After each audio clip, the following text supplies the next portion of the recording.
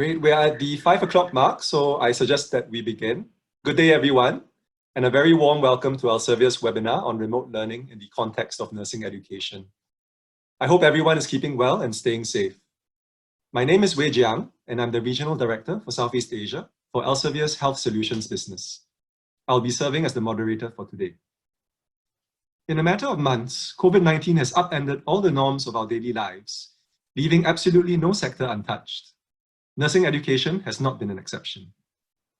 Teachers and students in nursing schools the world over are having to adapt quickly to remote-based modes of instruction, learning, and assessment. For a profession involving such a high degree of human touch and personalized care, nursing educators and students perhaps felt this disruption even more keenly than others.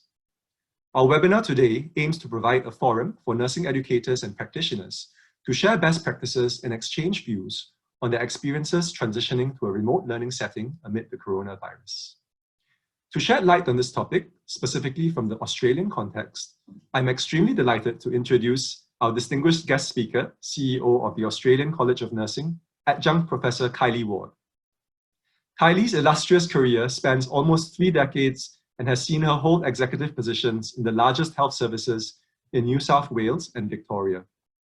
Kylie holds honorary academic appointments with 5 leading Australian universities and is the first nurse to be ministerially appointed as a board director of the Australian Digital Health Agency. She's also a board director of the Australian Nursing and Midwifery Accreditation Council and has received multiple awards, including the 2017 ACT Telstra Businesswoman of the Year Award for social purpose and enterprise. Before we begin, a quick word regarding Q&A. If you have a comment or question at any point, please use the Q&A box below to submit it, and we will field these questions during the Q&A section right at the end. Now, before I hand over the floor to Kylie, we wanted to do a quick audience poll to gauge where each of you and our institutions are currently in your respective remote learning journeys. Cue the poll, please. Great. So the question we wanted to ask the audience was, which of the following statements best describes the current state of remote learning in your respective institutions? So there are 4 options. The first involves you having successfully transitioned from classroom to remote learning. The second is, oh, I see there's an error there. The second option is the same as the first, so maybe disregard that one. The third one, whether your institution has plans to introduce remote learning, but are currently still in the planning stage. And finally, whether your institution has decided not to institute any form of remote learning at this time. So we'll give the audience members about 20 seconds more.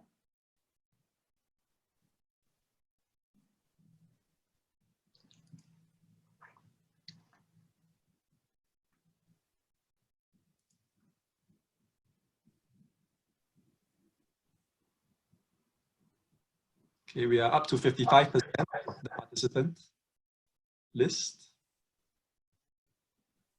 About 10 more seconds before we close the poll.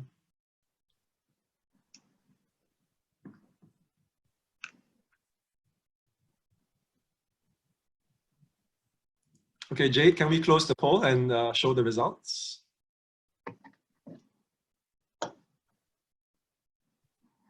Okay. Perhaps expectedly and not so surprisingly, most people have chosen the third option, where they are planning to introduce remote learning, but are currently still in the planning phase, perhaps having faced some challenges in terms of implementation. So now we'd like to hand it over to Kylie to take us through her presentation. Kylie, please. Thank you. It is an absolute pleasure to be here this evening with everybody. It's a very cold evening here in Canberra. So whatever part of the world that you're on, I look forward to answering your questions. Over the next 25 minutes, I'm going to move fairly quickly through the slides that I have. I've got a lot to share with you, but you let me know what is important for you. And I'll just do a little bit of a tap us through lots of different things. Just to get started though, I am privileged to be the CEO of the Australian College of Nursing. We are the preeminent and national leader of the nursing profession. We're over 70 years old. And we are the member of the International Council of Nurses. So of course we loved our time in Singapore last year. Who knew that would be the last time we travel for a while? And we are very committed, and Australia, through the Australian College of Nursing, we're leading Nursing Now Australia. So I know for many countries that will mean many different things to you, but it really is about our possibilities and opportunities to be part of the family of this region of the world. Moving along, this was to be a very important year for us, and really still is, as the World Health Organization and Dr. Tedros last year announced that 2020 would be the year of the nurse and the year of the midwife.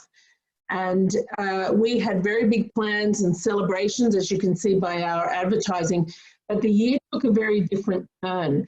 And so some of the things that I'm going to talk about are things we were still doing, but how in very turbulent and uncertain times can we promote and invest and develop the profession as it needs to move in line with what our communities and our individuals require of us as health professionals.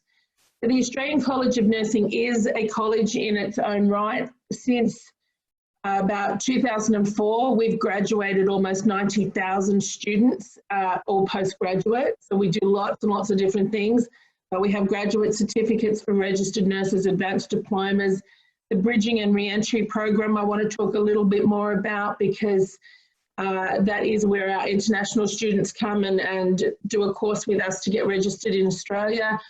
And I'll also share a little bit of some is accredited and some is continuous professional learning. And I'll give you a little bit of information about our immunisation course and our bridging, our refresher course and what unfolded during COVID-19 planning. So you can see all the different types of courses that we offer. We're just starting to give our enrolled nurses opportunities in advanced diplomas. To be honest, we have been doing online courses now because we're national and we have students all over the country. Stomal therapy, for example, we're the only organisation who provides stomal therapy education throughout Australia. So we've had to, over the last 7 years, become very good at doing remote learning, and so we were far better positioned than others. One of the areas that did create a bit of chaos and was a little bit more hectic was our executive programs. We created the Institute of Leadership last year, and we've got these very strong programs of developing nursing leadership at the emerging stage, the mid-career and nurse executive, and they were face-to-face. And so what I want to share with you is some things we would have been doing well online, but other things have created challenges where these programs have been put on hold. If we hold on to this slide just for a moment, I wanted to talk about some of the, the one we're on. Thank you, Jade. Just in terms of remote learning, when you think about a country like Australia and you think about your own countries and how diverse they are, we need to think about not how do we provide education, but how do students learn. And so one of the, and there's so many different types of learning, as we know, but when you put a pandemic on top of that, there have been issues of isolation, psychological safety and security, a sense of maybe not belonging or loneliness or connectedness. So we've had to factor in all of these other buffers really to help people who are already learning remotely. Around Australia though, because of the demand over the last few months and the shift to telehealth, which I'll talk about in a minute, we don't have great NBN or broadband access, unfortunately. And so for those in rural and isolated areas, it's okay to say we can move to a digital platform, unless of course you can't you might have the technology, but not the broadband access to it, and also for the time that you need. And really the other factor that affected us over the last few months, or in thinking about remote education, is how can students that need to meet the requirements of a curriculum get the breadth and depth of clinical placements, particularly in a shutdown where you cannot move too far, or states and territories shut down their borders. And so we did have challenges that we didn't really think that we would face. And we had some nurses who were overworked and exhausted and working significant hours. And then we had other nurses, particularly surgical nurses and theatre nurses, as soon as the government stopped all elective surgery, the nurses were out of work, and especially the private hospital let nurses go. And in primary and community, our community nurses and primary care nurses, a lot of those nurses had their hours cut and reduced. So we ended up in this environment where some people wanted to study because there was no work, and other people wanted to study but were doing horrendous hours, you know, running COVID clinics and things, and doing respiratory work. And so that's been something that we've had to keep being flexible and agile to be able to get education to people. Thank you, Jade. We will move to the next slide. So there's some of the challenges, some of the quick thinking. What I would say for the Australian College of Nursing, as soon as we started to see February, March, the unfolding of what was happening overseas, we very quickly needed to modify. And it's in this section that I want to share with you a few little tips. One of the biggest factors that we needed to change quickly was our graduate certificates are already online, but there is a clinical placement. If the students couldn't finish the clinical placement, what we did is shuffled around their subjects so they could keep moving along and then would graduate in time, and then we'd pick up clinical placements at a later time. So that was less of an inhibitor, but our graduate certificate, bridging and re-entry, which is really for our international students, is face-to-face, 6 intensive weeks in the classrooms, and then 6 weeks out in very intensive clinical settings to be able to get registered in Australia. So obviously a few factors that came in, we couldn't have the classroom. So within about 10 days, we modified and transferred all of our face-to-face to online, especially international students, those that study elsewhere or come here, they pay a lot of money. We needed to respect these students and the effort that they'd made for visas. One of the challenges that we've had is we've got a waiting list of about thousands. We've got at least 3,000 students trying to get into our courses because this is the last year that the Australian government's offering it in this way. So we knew that sense of urgency, and what we did there was quickly got from film school and got camera people in and filmed the lecturers in the week to get the week, so then we could put it on for future classes. And we still had clinical labs, so we had to change the way, instead of having all students in a clinical lab, we had to reduce it for social distancing and isolating and put in extra educators and have about 5 people in our labs at a time. All of our students have still continued, and we fought very, very hard, and we've been one of the only successful ones to make sure our students got to continue their clinical placements, which was a huge bonus. And so now with borders shut down, those people who are in Australia waiting on visas or wanting to do the refresher, you know, we're trying to work out who we can get through before the system changes. So we're constantly thinking about the challenges, not only nationally, but internationally. Certainly we needed to think about what was required for educators and how they would work. Our educators have spent far more time than they thought counselling students because of the emotional support that's been required. We successfully, I'll just give you a few examples here because we had to do a lot of quick thinking. But in the first weeks, I spoke directly to the Minister and the Minister's advisors and advised the Minister for Health that Australian nurses would need education. If we were going to be preparing for a pandemic, then the government would need to invest in refresher courses. And we got 1,000 courses funded at $1 million, and they were released. The government thought that might take 6 months. Those courses went in 5 hours. So we renegotiated another 2,000 courses.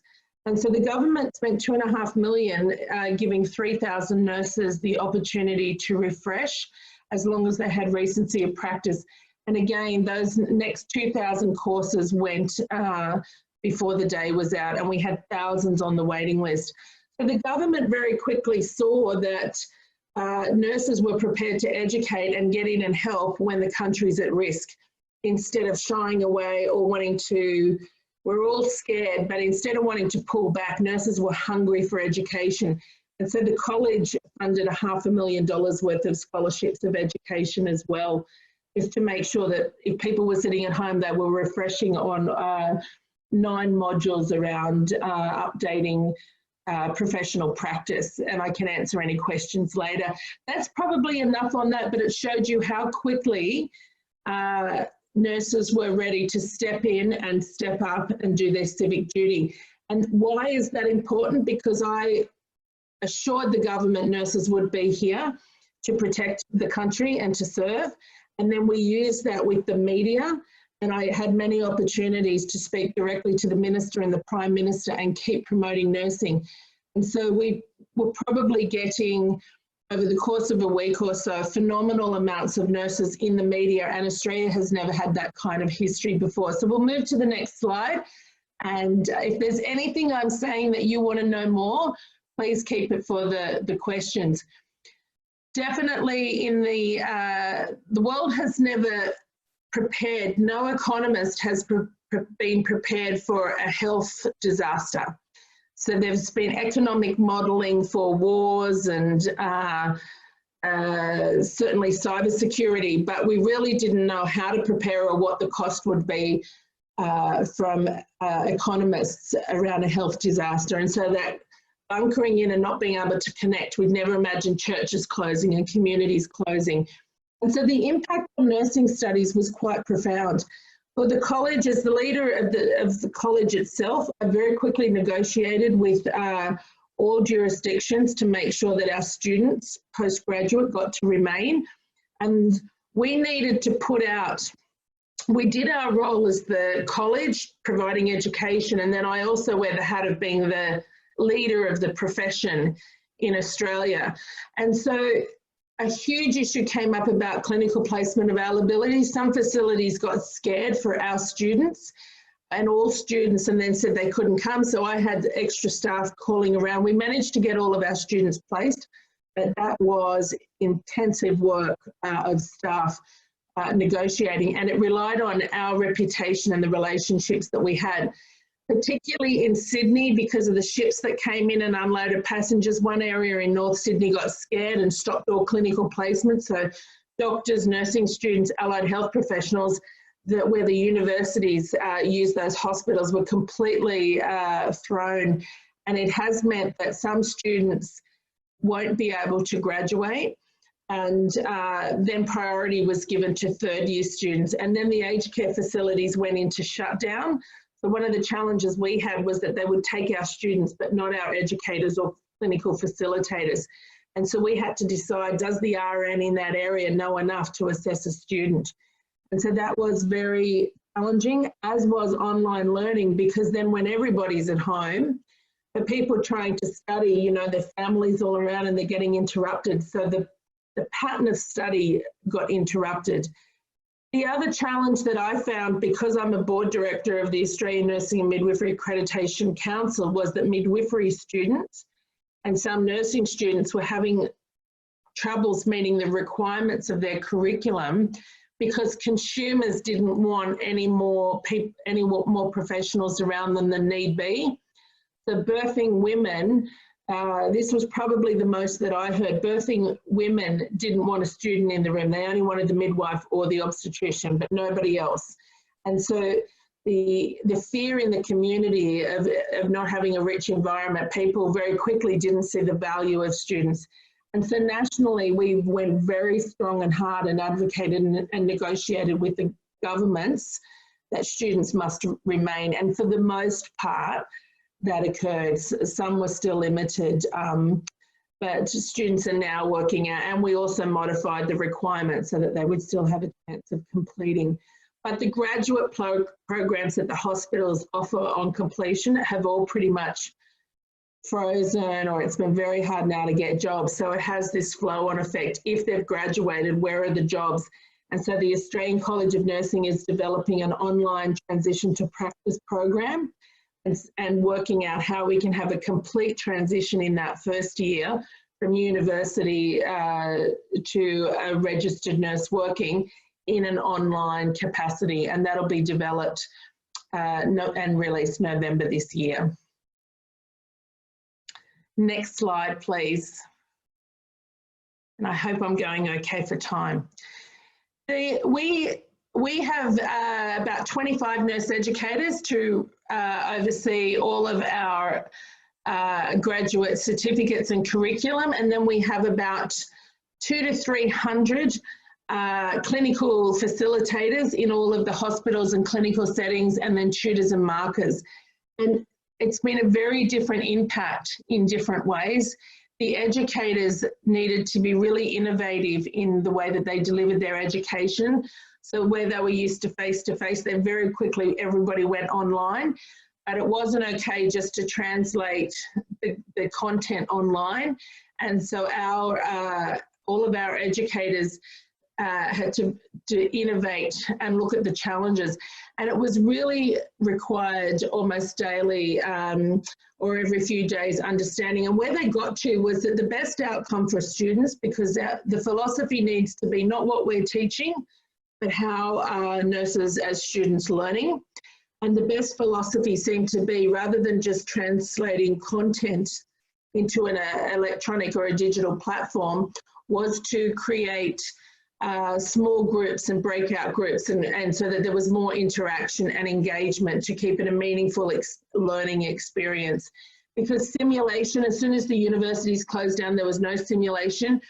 We have kept our clinical labs open the whole time, so our students are a little bit different from the 34 universities in the country where they couldn't get in and have a physical experience and understanding the clinical environment, whether that be in aged care, the hospitals, or in primary and community. And then as soon as the universities shut down, all the simulation and clinical labs shut down. So there's only so much that you can do in group work without having an experience. And not enough had been done in terms of almost gamification of experiences and virtual reality to use. And so that's something that we will look at. How do we embed that in the curriculum in the years to come? And we also had huge issues with PPE, and we needed to go and fight and come up against the government. On one hand, we were saying, thank you for giving us a few million to educate. And then on the other hand, I'm on the news at night saying the government aren't supplying enough masks to nurses in private. And so it was a little bit of tension. But sometimes as a leader, you have to stand up and fight for the safety and security of the people that you represent.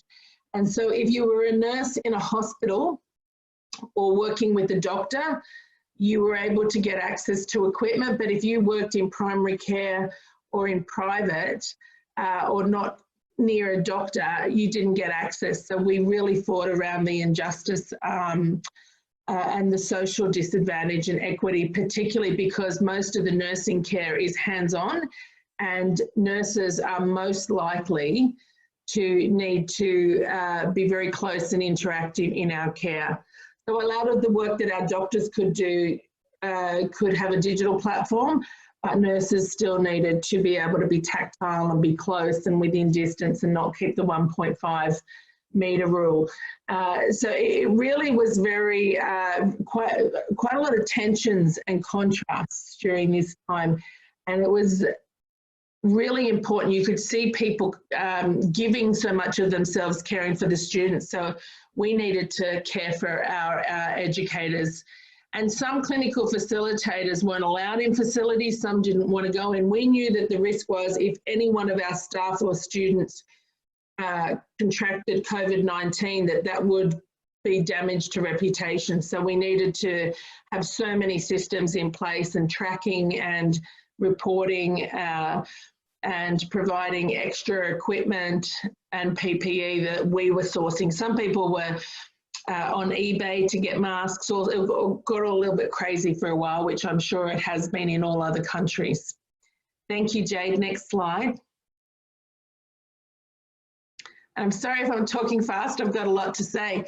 Technology was really important because the country needed access, and the way to access safely through social isolation and social self-isolation and social distancing was through a digital platform.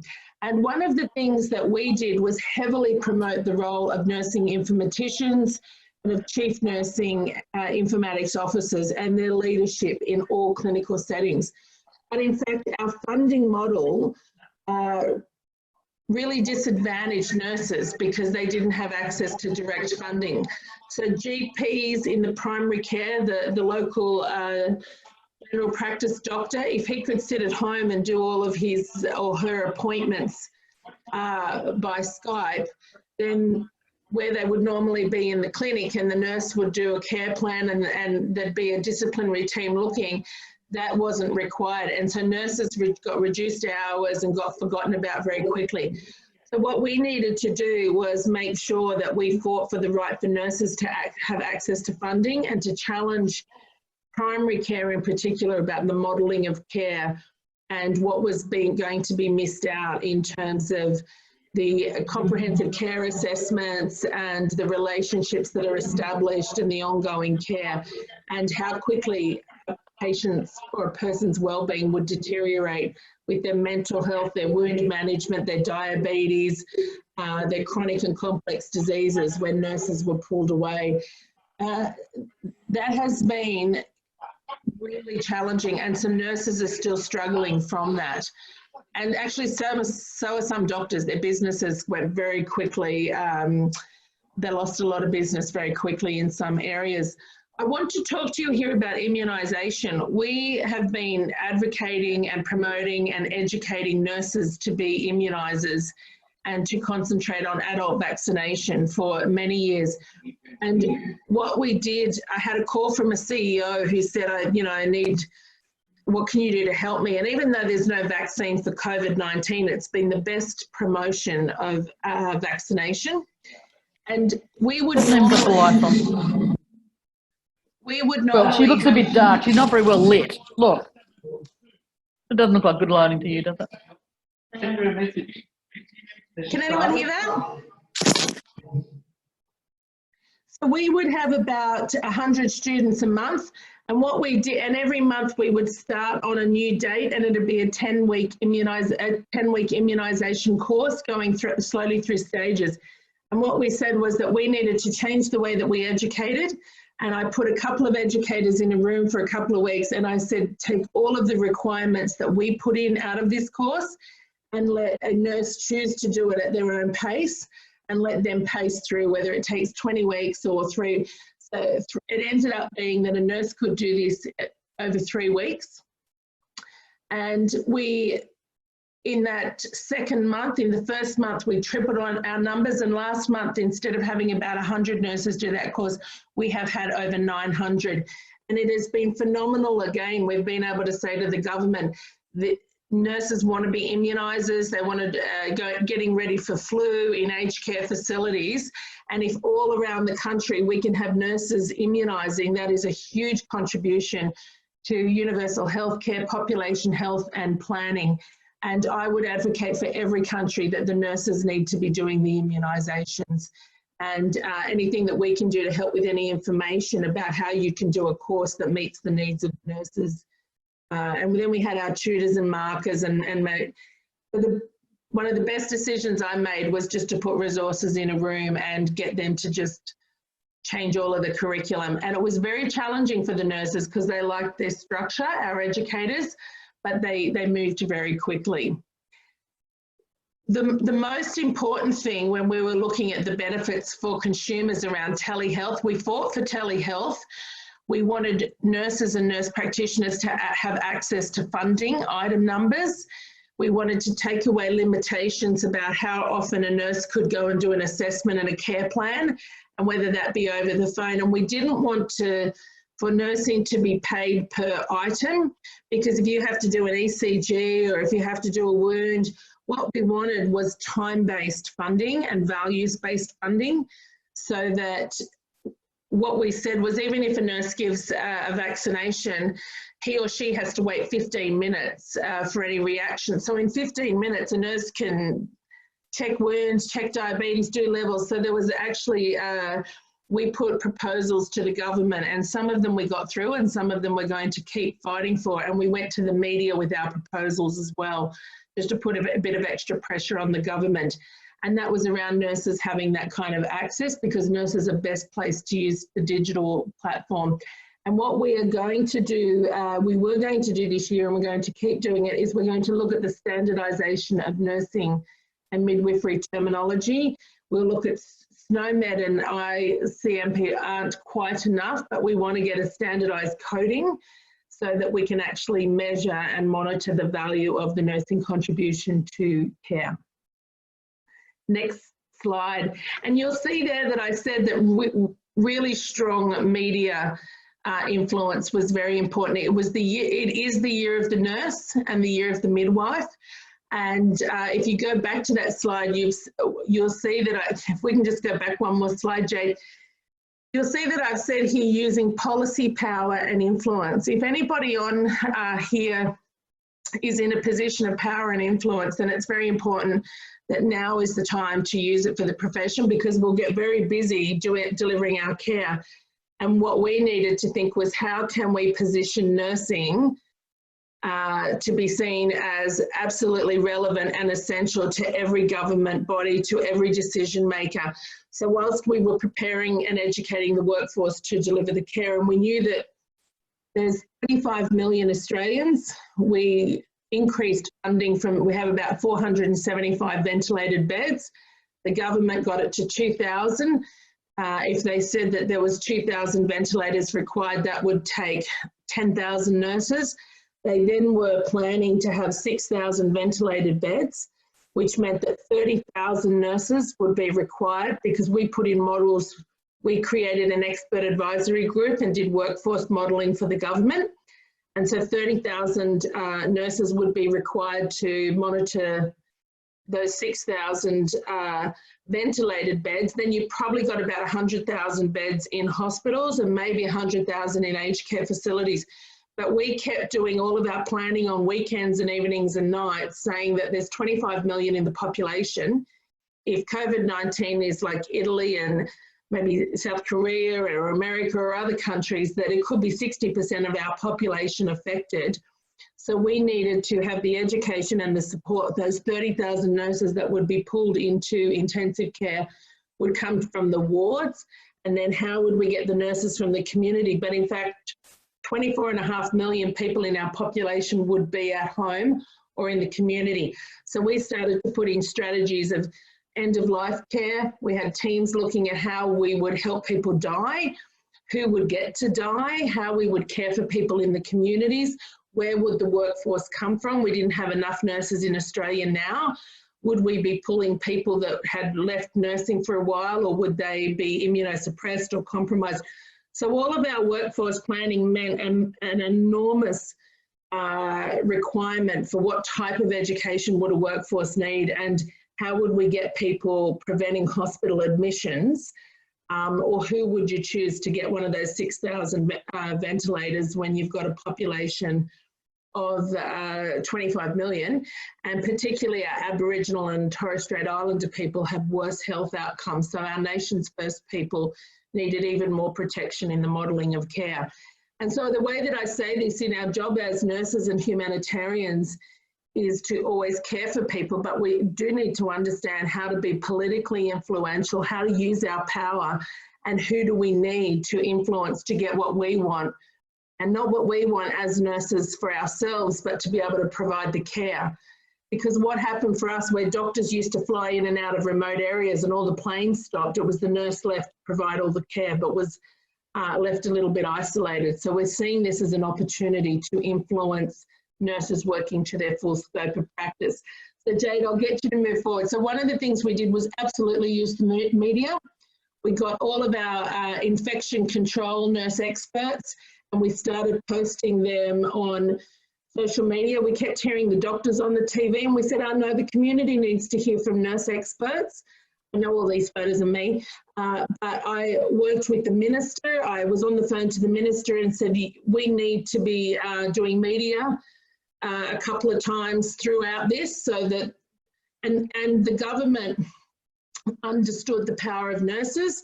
So very quickly there would be all the different TV cameras and everybody around, where it was important for all nurses and all Australians to see different nursing voices as we talked and went forward. Of course, that photo down the bottom didn't happen, that's last year, because we would be socially isolating, but we did enough work in policy to use our policy documents. So I would encourage everyone in education to make sure that your education includes policy reform so that you can influence. We still needed to celebrate International Nurses Day. Again, these photos are last year's photos. Of course, we didn't gather, but where normally we have everybody around and do big celebrations and travel the country, how could we keep connected? And we did that virtually. This one here I want to share with you is Australia's Prime Minister in the top photos, and he was incredibly busy, but I found a way of making contact with his teams and let them know that I needed to see the Minister and I needed the Prime Minister to be able to send a message to nurses on International Nurses Day. So this screen here, if we can stay here for a moment, Jade, Scott Morrison, whether you like the Prime Minister that you have or not, or the leader, it doesn't matter. It was very important for me that the nurses got to know that the leaders were listening to us. Now, I've never had so many negative comments on social media myself, but also that whilst doctors and other people would be talking to politicians, that we were in there. So we, on International Nurses Day, did a video with our Prime Minister and our Minister for Health. This is the first time in Australia's history a Prime Minister has ever addressed nurses on International Nurses Day. So it was very, very symbolic that even though we were all so busy and working every day and ridiculous hours, it was still how can we make the most of an opportunity to get attention. And so I sat and had a 45-minute meeting with the Prime Minister discussing issues, and I had two nurses with me, and then again with the Minister. We sat, and so we got to show them what we did as a profession and how valuable we were. And of course, then now we can actually lead different models of care and challenge the system. Thank you, Jade. These are videos if you want to go and check. Again, first time in Australia's history, we got flags flown for International Nurses Day. We'd already planned this and we expected to have all of the events. I'll just hold off here for a minute, but it's how can you keep celebrating and showing worth? So one of the things that we've realised is that all of the community and all of the population are very fragile, very fear-based language and very vulnerable and scared. So how can you as nursing leaders try and keep a little bit of consistency or calmness? These are all of our publications. So we knew that we had our publications, that was one way. We had our social media. So we had a responsibility to take care of our staff, to take care of the population, and then to be able to influence so that dollars and resources and decision-making understood that nursing needed to be at the forefront of that to be able to provide the care. Otherwise, we'd miss out again. I'll move on to the next slide.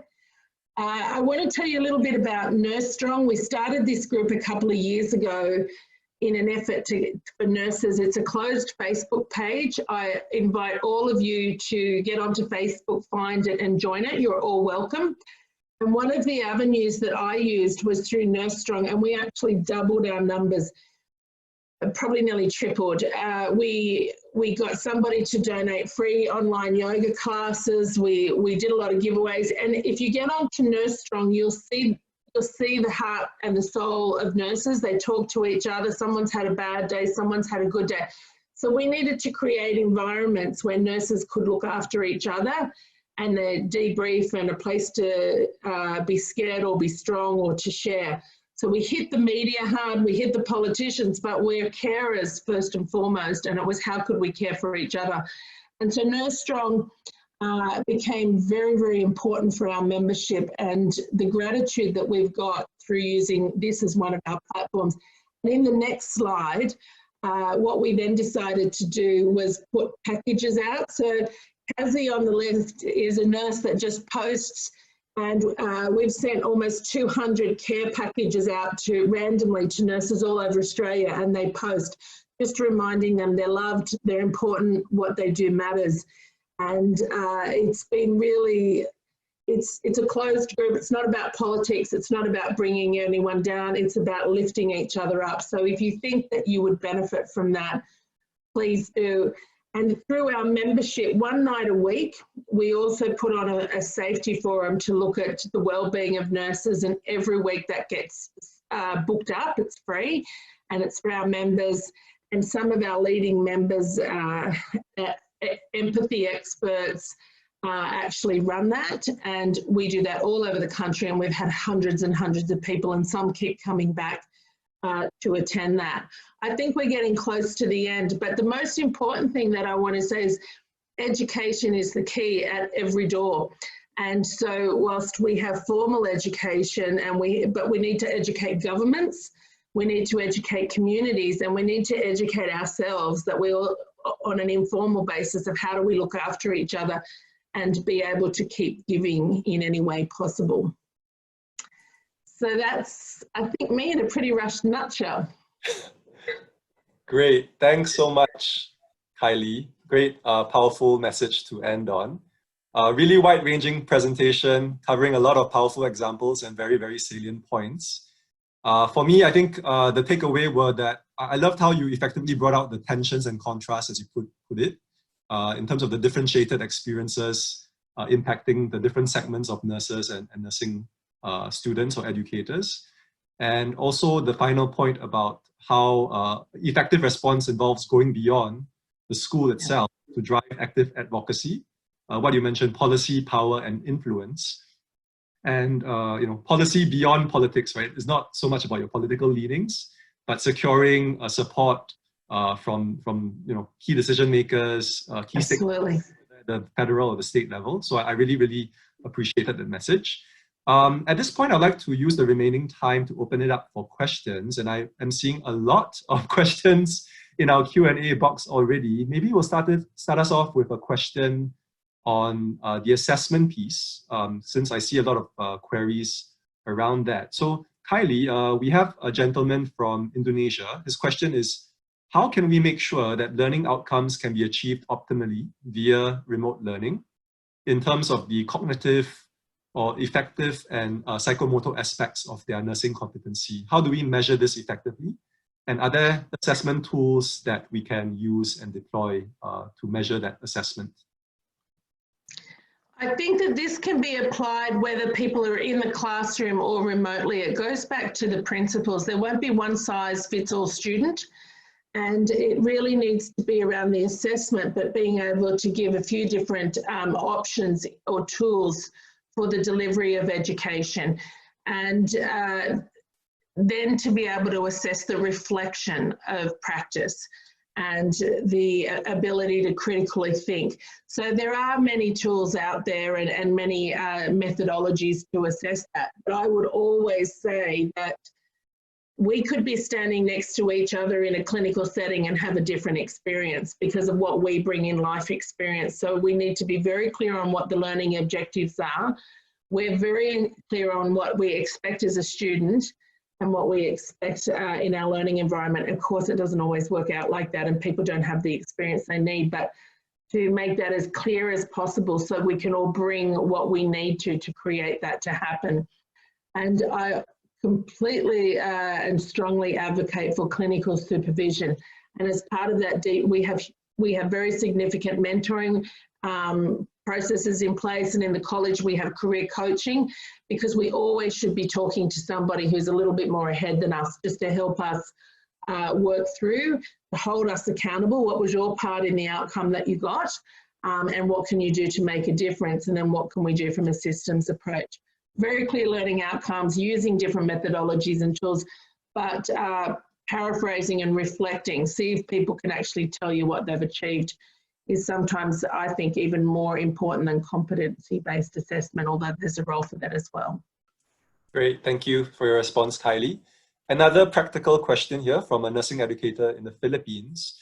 Do you incorporate problem-based learning, or PBL, in your undergraduate nursing curriculum in Australia through distance learning? If so, can you maybe provide an example of how this is done? Yeah, there's 34 universities in Australia offering undergraduate curriculum. there's probably up to 50,000 undergraduate nurses at any one time.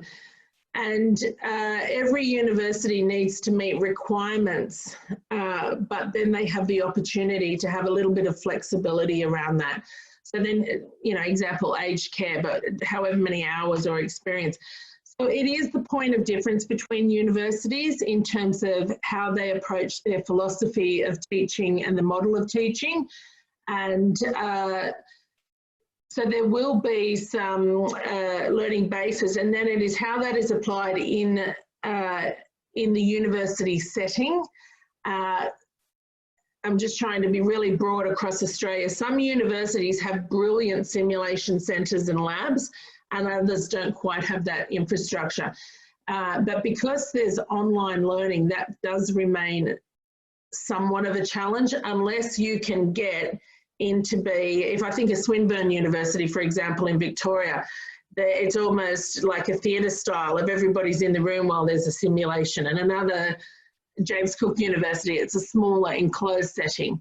So I think that that's in the physical environment. How do you bring yourself to that through the digital platform or get that experience? At some time, nursing is not a theory-based vocation and occupation. We do have to have the human experience and be able to develop that. So online has its role, and then it is how to get into the clinical and look at the opportunities that arise. And as we are required to have our students graduate with 800 hours clinical experience, not including simulation. So I don't know if that helps or not, but it's so many different universities doing things a little bit differently. Understood. Thanks so much, Kylie. We have an interesting comment here from a nursing educator. Our teachers are still wanting to lecture online using the same number of hours, for example, 2 hours to deliver a lecture online, rather than think differently about the pedagogy of teaching and learning in an online environment. And this goes back to your point about you know, it's not just, you know, the delivery format that has changed. You need to make sure that you tailor and customize the content to suit that format. So what would be your advice in terms of how we can ensure that, you know, the students actually get a learn effectively in an online setting? Yeah, it's a great question, because the pedagogy around that is really important. One of the things, and we've had to do this as a college, because everybody gets very used to doing things their own way, and so it can be seen as offensive to ask an expert to change their way. And how do you have a culture of innovation? How do you create that people want to change the way that they deliver or are looking for the best way rather than being offended by hearing it? But the reality is online, if I'm just talking to you like I am kind of missing seeing you all now, but if I'm actually just talking, I don't really know what you're receiving. It's information, it's not communication. And it'd be no different if you were sitting in the classroom and I just spoke to you for 2 hours. So one of the things that we've really challenged our educators, and they have been challenged, but we work in Boyd's model of high challenge, high support. We want, and we have ways of being and ways of working. And the ways of being are our values, and the ways of working are our behaviours at ACN. And one of our ways of being is that we want to give exceptional customer experiences. So me as the CEO and the executive of education and the director of education and the manager of education, you know, we've got hierarchy everywhere.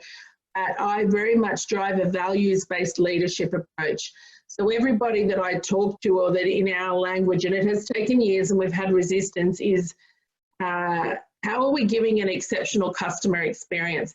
And if we don't consider the customer as theirs is the only experience that matters and work backwards from that, then we're being paternalistic or old-fashioned or outdated. And so I would actually say that you almost need to, one size won't fit all. It never has. It's old-fashioned. It keeps everybody at a median. How do you manage the bell curve of your poor performers and your outstanding students, and then the bulk of the middle? And the more interactive that you can get that online platform, the more focused and the more inclusive students will feel. And particularly if you can get them even in different kind of groupings on your platform, working in small groups or answering questions or analysing information and then even pop in and pop out as the educator. But it goes back to old-fashioned management principles. Educators are just like everyone else. They'll be resistant to change, and it's just how do we create that. So we've used the online platform very quickly to modify. So for example, the refresher program where people could self-pace, and then the government, we got $2.5 million to fund 3,000 scholarships. Our educators, because now they're innovative, they didn't just leave it for the people, the successful scholarship applicants. What we ended up doing was putting a webinar every day on, just because some people were writing in saying that they were struggling a little bit. So it went from an online course to a webinar a day, and then they'd all take a few different students and then gather questions and then gather the students. And so they would keep innovating, and our completion rate so far on those government scholarships is 89%. And that's quite phenomenal. When people are given things for free, they don't always respond, and sometimes you'll get 30–40%, but our uptake and our completion rates are phenomenal in a relatively short period of time. That's 89% now, and they have till December to complete that. Great. Thanks so much, Kylie. I'm afraid that we have run out of time as we have another session to prepare for. So at this point, I'd really like to convey a huge thank you to Kylie for taking time off her busy calendar to share her perspectives and experiences on remote learning with us. And we hope that you, the audience, drew some insights and inspiration that can be applied in your respective territories and institutions. Now, before closing, I'd like to take a quick opportunity to share some of the COVID-19 resources that our company, Elsevier, has made freely available for you. As you see there, we have our information center containing curated research articles on the coronavirus in both English and Mandarin. We have our healthcare hub, which contains a rich library of resources covering a wide range of topics from symptom management, diagnosis, and treatment for COVID-19. And on the education perspective, we have our Health Education Faculty Hub, a resource center to help educators and students navigate the challenges of remote learning. And finally, our Clinical Key Student Hub containing videos and tips on how to get the most out of our Clinical Key Student platform. So as a follow-up to this webinar, do look out for our post-event email where we will share these links as well as a quick feedback survey. And I noticed that a few of you have already requested for an e-certificate of attendance, and this can be done through the quick feedback survey that you will receive shortly after this event. So on that note, thank you again, Kylie, and thank you so much for the audience participation, and we wish you a really great evening ahead. Thank you so much.